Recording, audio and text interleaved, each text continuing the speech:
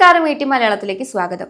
ഇന്ന് വിപണിയിൽ സിഗരറ്റ് നിർമ്മാതാക്കളായ ITC limited, Godfrey Phillips India limited, VST industries limited എന്നിവയുടെ ഓഹരി വിലയിൽ 15% വരെ വർധനവുണ്ടായി. വർദ്ധിച്ചു വരുന്ന അധിക ചെലവ് ഉപഭോക്താക്കളിലേക്ക് കൈമാറുന്നതിനായി കമ്പനികൾ വില വർദ്ധിപ്പിച്ചു എന്ന മാധ്യമ റിപ്പോർട്ടുകളെ തുടർന്നാണ് ഈ കുതിച്ചുചാട്ടമുണ്ടായത്. അടുത്തിടെ ഉണ്ടായ എക്സൈസ് ഡ്യൂട്ടി വർധനവ് മൂലമുണ്ടാകുന്ന ആഘാതം മറികടക്കുകയാണ് ഈ വില വർധനവിലൂടെ കമ്പനികൾ ലക്ഷ്യമിടുന്നത്. ഇതിലൂടെ കമ്പനികളുടെ എബിറ്റ് ഇടിവ് മുൻപ് കണക്കാക്കിയിരുന്ന 8.15% നിന്നും ഏകദേശം 2% മാത്രമായി കുറയ്ക്കാൻ സാധിക്കുമെന്നാണ് വിലയിരുത്തുന്നത്. ITC ലിമിറ്റഡിന്റെ ഓഹരികൾ തുടർച്ചയായ 3-ാം ദിവസവും നേട്ടത്തിലാണ് വ്യാപാരം അവസാനിപ്പിച്ചത്. ഇന്ന് മാത്രം 2% വർധനവോടെ 331 രൂപയിലെത്തിയ ഓഹരി വില കഴിഞ്ഞ 3 സെഷനുകളായി ഏകദേശം 5.5% ഉയർന്നു. അതേസമയം BSEയിൽ ഗോഡ്ഫ്രെ ഫിലിപ്സ് ഇന്ത്യ ലിമിറ്റഡിന്റെ ഓഹരികൾ 12% കുതിച്ചുയർന്ന് 2315 രൂപ എന്ന നിരക്കിലെത്തി. ഇതോടെ കഴിഞ്ഞ 2 ദിവസത്തിനുള്ളിൽ മാത്രം ഈ കമ്പനിയുടെ ഓഹരി വിലയിൽ 16% വർധനമാണ് ഉണ്ടായത്. മറ്റൊരു പ്രമുഖ സിഗരറ്റ് നിർമ്മാതാക്കളായ VST ഇൻഡസ്ട്രി ലിമിറ്റഡും രാവിലെ തന്നെ 3.3% നേട്ടം രേഖപ്പെടുത്തിയിരുന്നു. ഫെബ്രുവരി 1 മുതൽ നിലവിൽ വന്ന പുതിയ എക്സൈസ് ഡ്യൂട്ടി വർധനവ് മറികടക്കാൻ കമ്പനികൾ തങ്ങളുടെ ഉൽപ്പന്നങ്ങൾക്ക് വില വർദ്ധിപ്പിച്ചിരിക്കുന്നു. ഉദാഹരണത്തിന് ഗോഡ്ഫ്രെ ഫിലിപ്സ് മാൾബാറോ കോമ്പാക്ടിന് ഒരു സ്റ്റിക്കിന് 9.5 രൂപയിൽ നിന്ന് 11.5 രൂപയായി വില കൂട്ടിയിട്ടുണ്ട്. പുതിയ പരിഷ്കാരം അനുസരിച്ച് 1000 സിഗരറ്റ് സ്റ്റിക്കുകൾക്ക് 2050 മുതൽ 8500 രൂപ വരെയാണ് എക്സൈസ് ഡ്യൂട്ടി.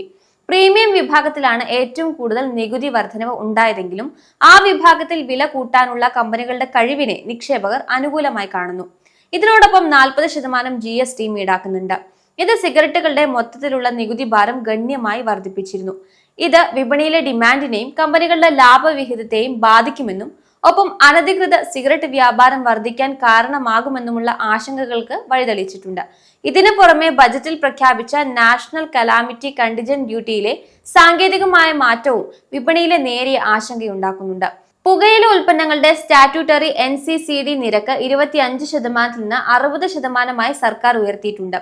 ഇത് 2026 മെയ് 1 മുതൽ പ്രാബല്യത്തിൽ വരും. എങ്കിലും ഒരു പ്രത്യേക വിജ്ഞാപനത്തിലൂടെ ഫലപ്രദമായ നികുതി നിരക്ക് 25% തന്നെ തുടരുമെന്ന് ബജറ്റിൽ വ്യക്തമാക്കിയിരുന്നു. അതായത് നിലവിൽ സിഗരറ്റ് കമ്പനികൾക്ക് നികുതി ബാധ്യതയിൽ ഉടനടി വർധനവുണ്ടാകില്ല. ലളിതമായി പറഞ്ഞാൽ ഇതൊരു പെട്ടെന്നുള്ള നികുതി വർധനവല്ല, മറിച്ച് ഭാവിയിലേക്കുള്ള ഒരു കരുതൽ നടപടിയാണ്.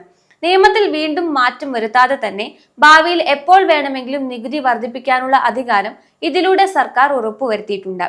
നിലവിൽ കമ്പനികൾ നികുതി വർധനവ് ഇല്ലെങ്കിലും സർക്കാർ ഇതിലൂടെ പുകയില ഉൽപ്പന്നങ്ങളുടെ മേലുള്ള നികുതി പരിധി ഉയർത്തിവച്ചിരിക്കുകയാണ്.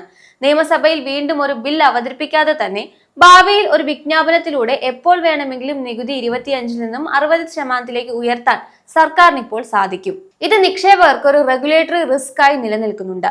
ഈ മാറ്റം നിക്ഷേപകർക്കിടയിൽ ദീർഘകാല അടിസ്ഥാനത്തിൽ ഒരു ആശങ്ക നിലനിർത്തും.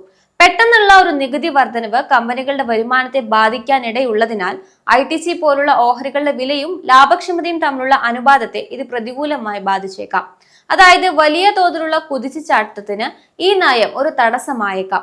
സർക്കാർ നയങ്ങളിൽ എപ്പോൾ വേണമെങ്കിലും ഒരു മാറ്റം വരാമെന്ന സാഹചര്യം സിഗരറ്റ് ഓഹരികളിൽ വലിയ രീതിയിലുള്ള ചാഞ്ചാട്ടം ഉണ്ടാക്കും. ബജറ്റിലെ ചെറിയൊരു പരാമർശം പോലും വിപണിയിൽ പെട്ടെന്നുള്ള വിറ്റഴിക്കലിന് കാരണമാകുന്നത് നമ്മൾ കണ്ടതാണ്. ഭാവിയിൽ NCCD ഉയർത്തുകയാണെങ്കിൽ കമ്പനികൾക്ക് വീണ്ടും സിഗരറ്റ് വില വർദ്ധിപ്പിക്കേണ്ടി വരും. ഇത് സാധാരണ ഉപഭോക്താക്കൾക്കിടയിൽ ഡിമാൻഡ് കുറയാനും അനധികൃത സിഗരറ്റ് വിപണി സജീവമാകാനും കാരണമായേക്കാമെന്ന് നിക്ഷേപകർ ഭയപ്പെടുന്നു. നികുതി ഇപ്പോൾ കൂട്ടിയിട്ടില്ല എന്നത് കമ്പനികൾക്ക് ആശ്വാസമാണെങ്കിലും സർക്കാർ നികുതി കൂട്ടാനുള്ള അധികാരം കയ്യിൽ വെച്ചിരിക്കുന്നത് നിക്ഷേപകർക്ക് ജാഗ്രത നൽകുന്ന ഒന്നാണ്. ITCയുടെ ആകെ ലാഭത്തിന്റെ വലിയൊരു ഭാഗം വരുന്നത് സിഗരറ്റ് ബിസിനസ്സിലാണ്. ITCയുടെ ആകെ വരുമാനത്തിന്റെ ഏകദേശം 40 മുതൽ 45% വരെ സിഗരറ്റ് ബിസിനസ്സിൽ നിന്നാണ് വരുന്നത്. എന്നാൽ ലാഭത്തിന്റെ കാര്യം എടുക്കുമ്പോൾ ഇത് അതിലും കൂടുതലാണ്. എങ്കിലും ITC ഒരു സിഗരറ്റ് കമ്പനി എന്ന നിലയിൽ നിന്ന് ഒരു ഡൈവേഴ്സിഫൈഡ് FMCG ജയന്റ് ആയി മാറാൻ ശ്രമിക്കുന്നുണ്ട്. സിഗരറ്റ് ബിസിനസ്സിൽ നിന്നുള്ള ലാഭം ഉപയോഗിച്ചാണ് കമ്പനി മറ്റ് മേഖലകളിൽ നിക്ഷേപം നടത്തുന്നത്. ITC പോലുള്ള ഓഹരികളിൽ നിങ്ങളുടെ പോർട്ട്ഫോളിയോയിൽ ഉണ്ടെങ്കിൽ അത് തുടരാവുന്നതാണ്. കമ്പനിയുടെ ബിസിനസ് വൈവിധ്യവൽക്കരണവും ഉയർന്ന ഡിവിഡൻഡും ദീർഘകാല അടിസ്ഥാനത്തിൽ ഗുണകരമാണ്. കഴിഞ്ഞ 3 സെഷനുകളായി 5.5% കുതിപ്പിന് ശേഷം ഓഹരി ഒരു ബുള്ളിഷ് ട്രെൻഡിലാണ്. 331 രൂപ എന്നത് പോസിറ്റീവായ ഒരു നിലവാരമാണ്. കാരണം പ്രധാനപ്പെട്ട പല മൂവിംഗ് ആവറേജുകൾക്കും മുകളിലാണ് ഓഹരി സഞ്ചരിക്കുന്നത്. 338 to 342 നിലവാരം മറികടന്ന് സ്ഥിരത കൈവരിച്ചാൽ അടുത്ത ലക്ഷ്യം 355 to 360 ആയിരിക്കും.